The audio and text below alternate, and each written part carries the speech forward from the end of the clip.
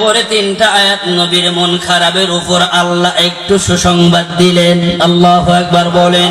এরপরে মধ্যখানে তিনটা আয়াত আল্লাহ তাআলা নবীর পূর্বের কিছু কথা স্মরণ করিয়ে দিয়ে নবীরে সান্ত্বনা দিলেন। এরপরে শেষের তিনটা আয়াত আমার আল্লাহ নবীর কিছু কর্মসূচি দিলেন। আল্লাহু আকবার। আপনাদের কষ্ট হচ্ছে? তাহলে আল্লাহু আকবার এই কয়েকজন ছাড়া আর বলে না কেন? আল্লাহু আকবার জোরে বলেন।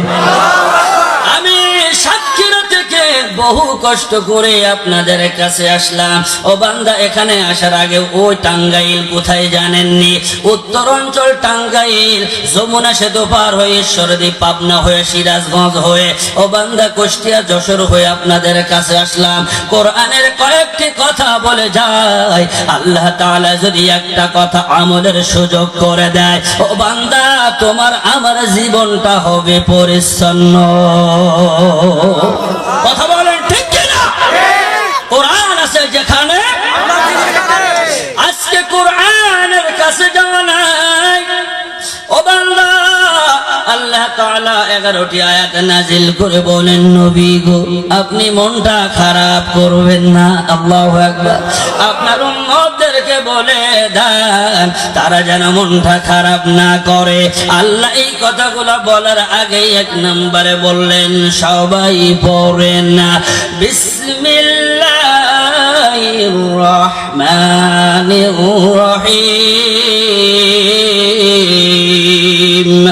والضحى والليل إذا سجى। الله أكبر।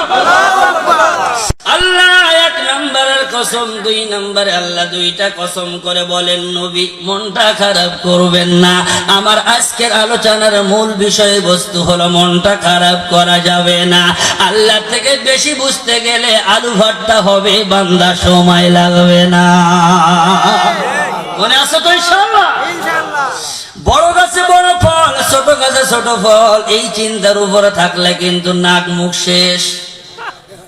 মনে থাকবে? আল্লাহর সিদ্ধান্তের উপরে, আল্লাহর সিদ্ধান্তের বাহিরে যাওয়ার সুযোগ নাই রে বান্দা। যারা আল্লাহর সাথে বেঈমানের গোষ্ঠী, যারা পাল্লা দিয়েছে, নমরুদ, হামান, কামান, বক্ত নসর, সাদ্দাত ও আল্লাহর বান্দা কারুন, এরা সবাই আল্লাহর সাথে পাল্লা দিয়েছিল। আল্লাহ তাদেরকে ইতিহাস করে দিয়েছে, সময় লাগে না। তাহলে আসেন এক নম্বরে, ও বান্দা আমার আল্লাহ জানাই, ওয়াদ্দুহা, নবী গো আমি আল্লাহ দিনের আলোর কসম করলাম। আল্লাহু